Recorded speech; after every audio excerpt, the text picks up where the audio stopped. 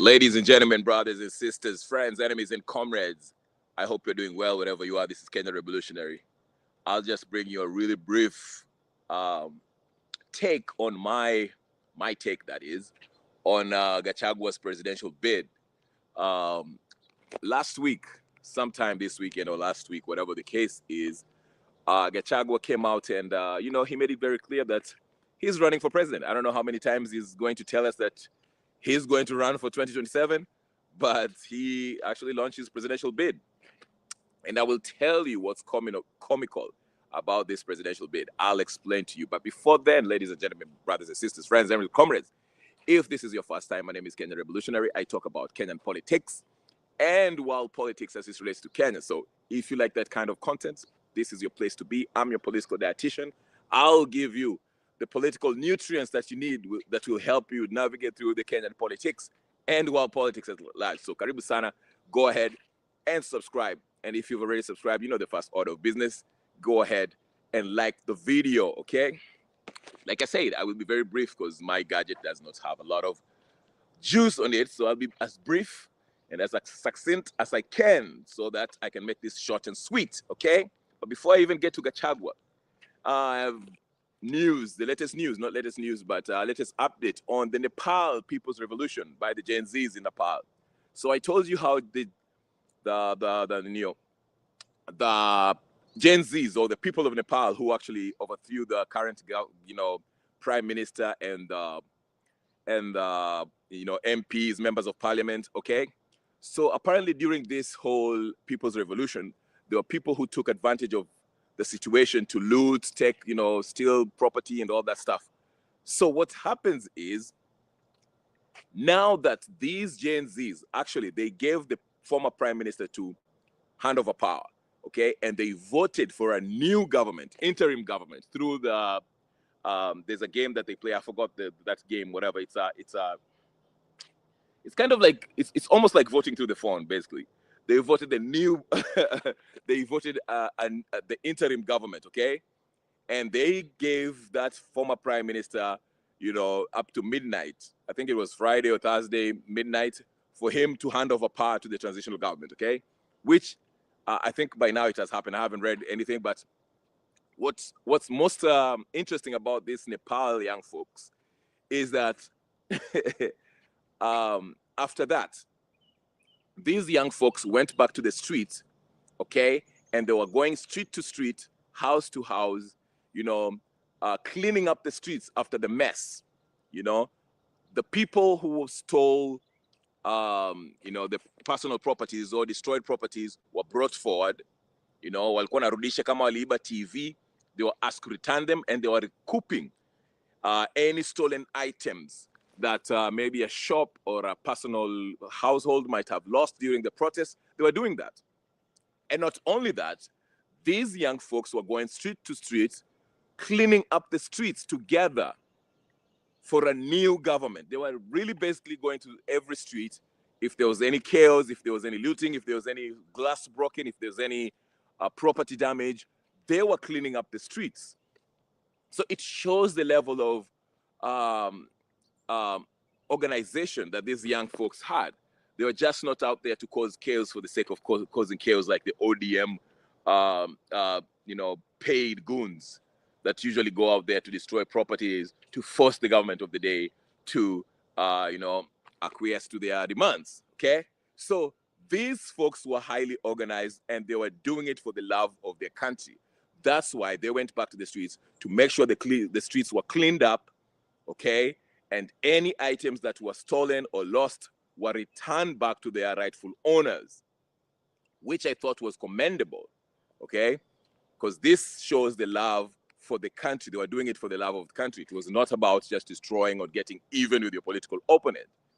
It was about change, real change. So as we talk right now, the interim government of Nepal are probably assuming their position, the newfound position, and we'll see where it goes from here. And again, something that what's noting about Nepal, the army of Nepal played a very pivotal role in this. They stepped in not to take over power, but they stepped in to ensure that everybody was secure, safe. And they never took power or took power from the from the civilian rule, because most of the cases, usually when the government is thrown out through a popular revolution, the military sometimes, more than likely, always steps in, and we have a military rule. This wasn't the case. The Nepal army came and they just wanted to make sure that the streets were safe, because the police were surrendering, because the police were deemed to be criminals, because they were shooting down the Gen Zs. Okay? And majority of them resigned from their posts. So the army stepped in, and I like the fact that the army did not want to take power. They did not want to take power from civilian rule.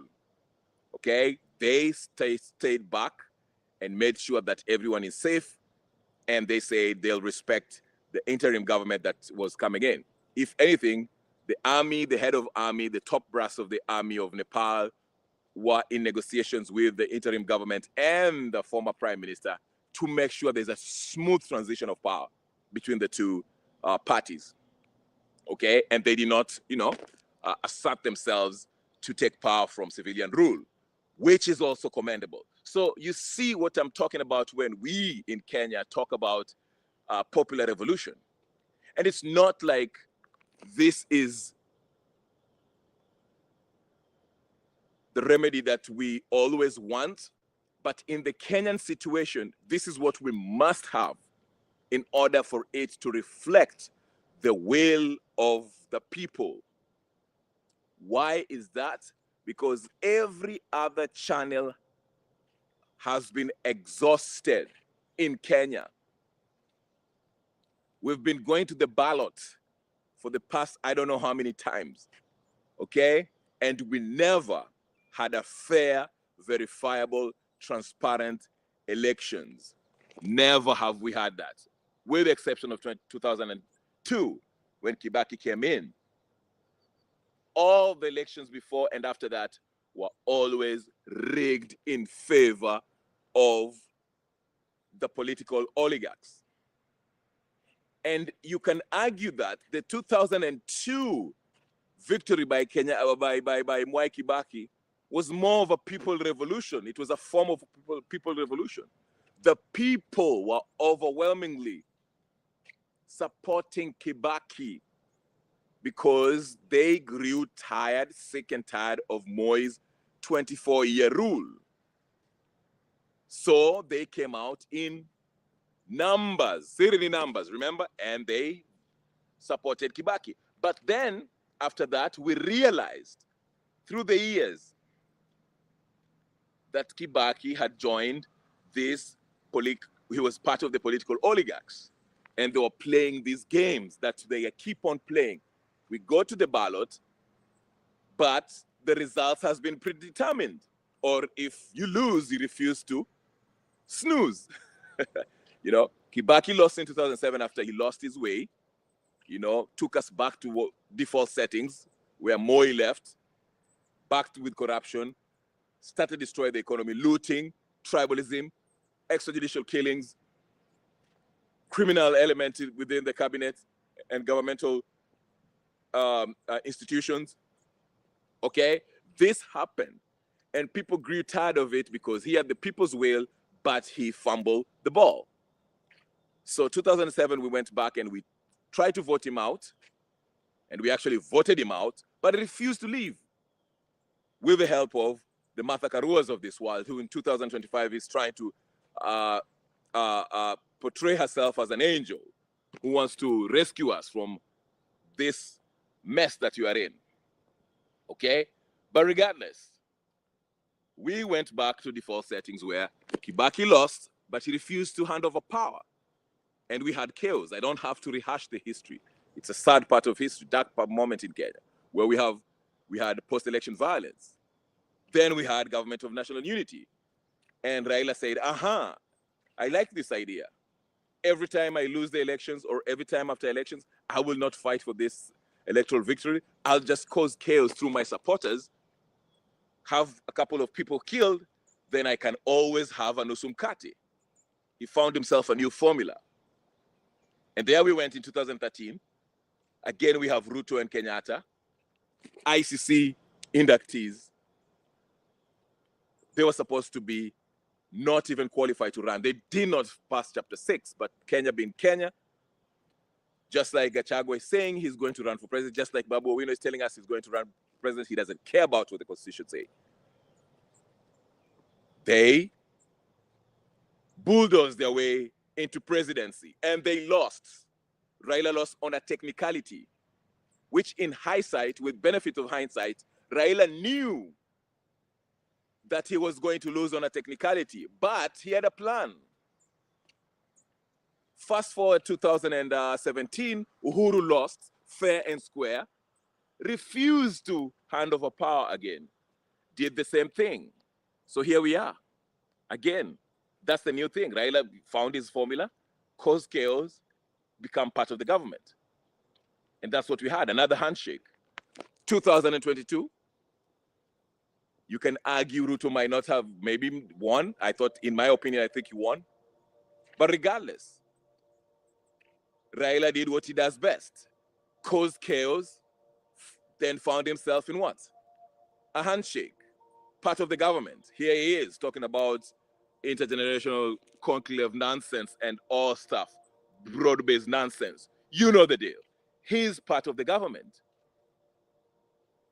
And he even forgets sometimes, he tells us, hey, just give us time so we can improve things. Then the next day he catches himself and says, oh, I'm not in government. If you're not in government, then why are you asking for more time? But that's not what I'm talking about. I'm just trying to explain to you that any democratic process that has been inscribed in our Constitution, spelled out, has been exhausted except one, which is a direct exercise of representation by the people, exercising our power directly, because we've tried through these representatives, through these governmental constituted institutions like the IEBC.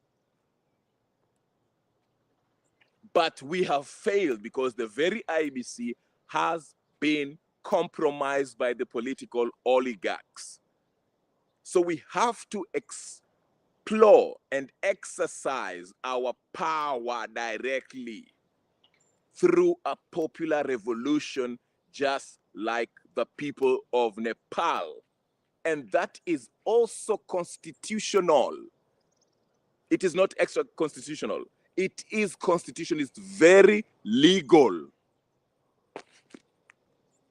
So don't pay attention to these pinheads that come out and say that, oh, the renewal will be bloody, it will be chaos, it will be anarchy. Those are just buzzwords used to dissuade you from exercising your power directly as a people who are considered sovereign, as the Constitution actually says we are.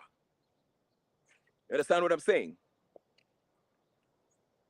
And it's so funny because these ODM dunderheads, majority of them being ODM, not just exclusively ODM, but majority of them, you'll hear them say, oh, going to the streets is chaos. It is not fair for our young people to go to the streets and die just because someone wants power. And they forget when Raila was telling them to go to Maandamano on Thursdays and Tuesdays in 2022. They did so with much ceremony, lighting vehicles in fire, destroying property, having their battles with the police. Granted, there was police brutality on the other side.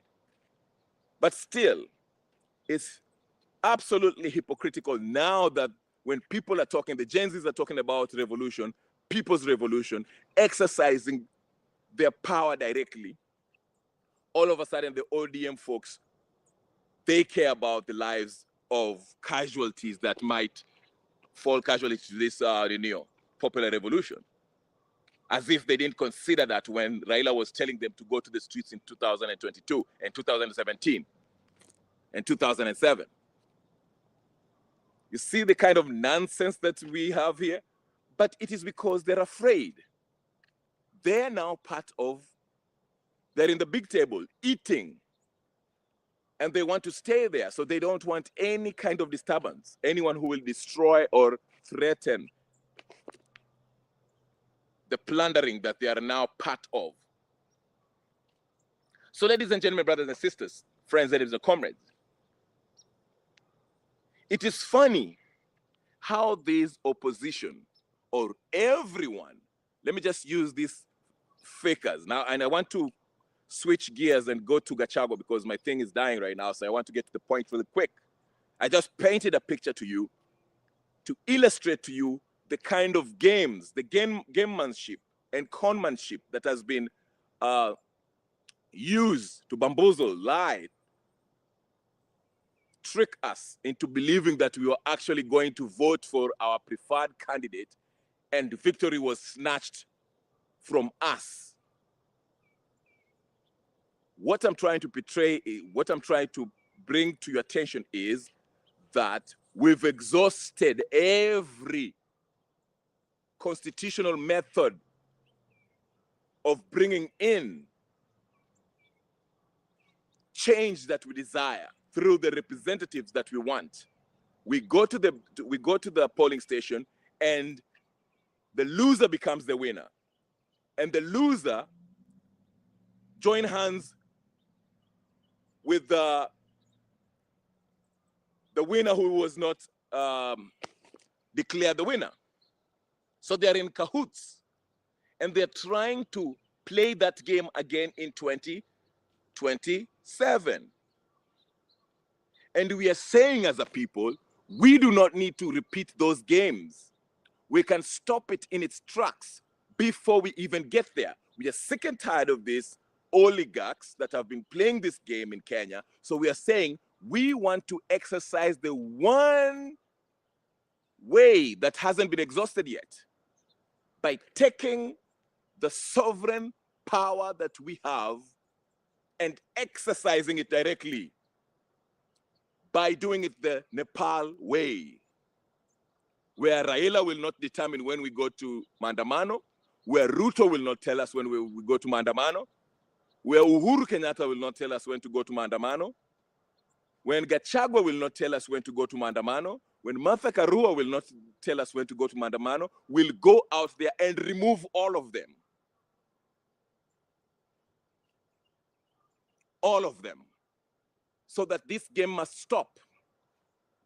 And all the members of parliament, senators, all the legislative body shall be declared null and void. They will not hold their seats anymore. Every independent governmental institution shall be considered null and void. The executive branch, starting from Ruto to the janitor, shall be considered null and void until a new interim government takes over and prepares the country for a new general elections. And before we have a new general election, the IEBC shall be nullified. This IEBC that has been handpicked by Ruto and Raila shall be nullified. That is what I mean. So coming to Gachagua, interesting enough, in his speech when he was declaring his presidential bid, one thing that was very funny, he said something that you guys don't pay attention. He said, I went to the US and people told me that, hey, you are the person who should be running for president.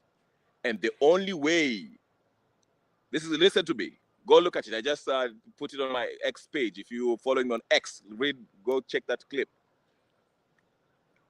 The only way that we can defeat Ruto through the ballot. Highlight that. Through the what?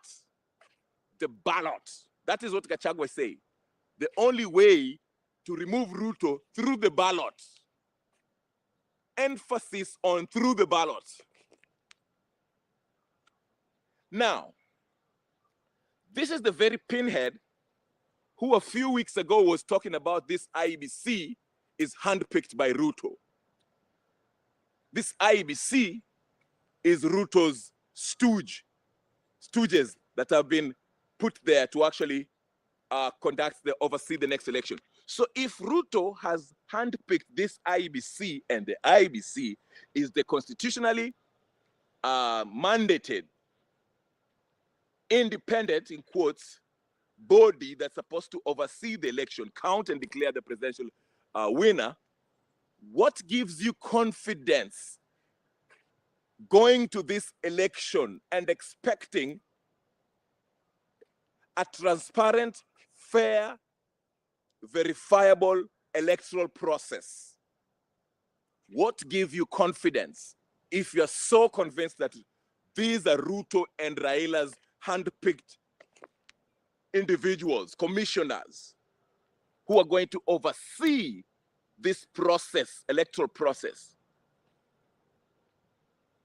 You see, Gachagua is exposing himself as being part of the what? The political oligarchs, this corrupt criminal enterprise, head honchos that are sitting at the table working at the behest of the West, working to loot the country dry. He is part of them. That is why the emphasis is on the electoral process, because they want to use the same trick. Take us to the elections. Ruto rigs the elections. You go to the Supreme Court. The Supreme Court declares Ruto victory valid, fair, and lawful. Munachapa maandamano de siku tatu. Then you change the constitution to create positions for your own people. And when I say people, I'm not talking about your tribal men. I'm talking about your business partners, criminal partners. You understand what I'm saying?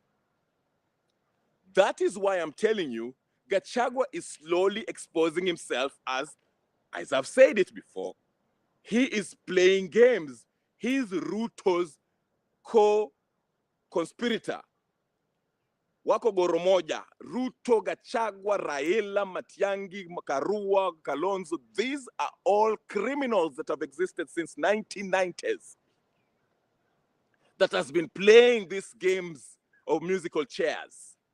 Leo wako hapa, wale wako pale. Wale wako hapa, wale pale wako pale. But they're fooling Kenyans.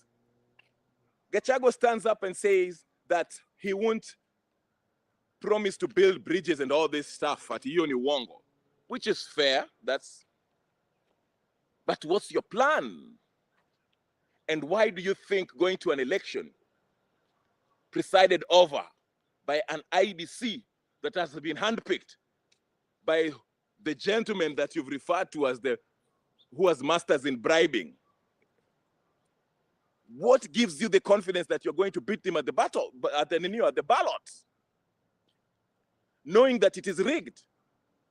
These are the questions that this guy should be asked. For those of you who still believe that Gachagua, with his one-term nonsense, is somebody who will bring real change. Atiana Finya is injecting. Idiots. Historia, injecting. You sound stupid when you say injecting. You're very stupid, by the way. For all of you. Injecting. You're very stupid. All of you. I'm sorry to say that. It has to be said. So you can understand how stupid you are when you talk about injecting. You're not injecting anything. You're just being stupid. And Ruto is laughing at you. Because you're stupid. And Gachagua is helping you become more stupid. Along with those stupid Kalonzos and stupid Karua and stupid Matiang'i. And you're creating a whole ball of stupidity. Because you're all stupid. And your stupidity will be manifested in 2027 when you'll be sitting there making a lot of stupid noises about the stupid elections. But when you're warned, you're busy talking about stupid things like 2 terms. Sorry, 1 term. 1 term. So 2 term. Karibu sana Mabri. I'm sorry I have like a few ninio in Aisha. My ninio inakufa. betri yangu inakufa, so I have to like kind of wrap it up. But nice seeing you, Mabri. Why you like Apple? You see what I'm saying? Hawa watu wanatucheza.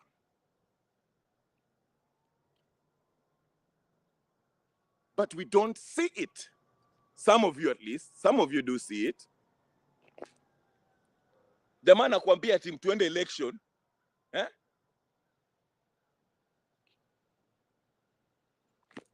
The point I'm making, Eric, is that Gachagua is in cahoots with Ruto, Raila, Karua, and Matiang'i, and all these people.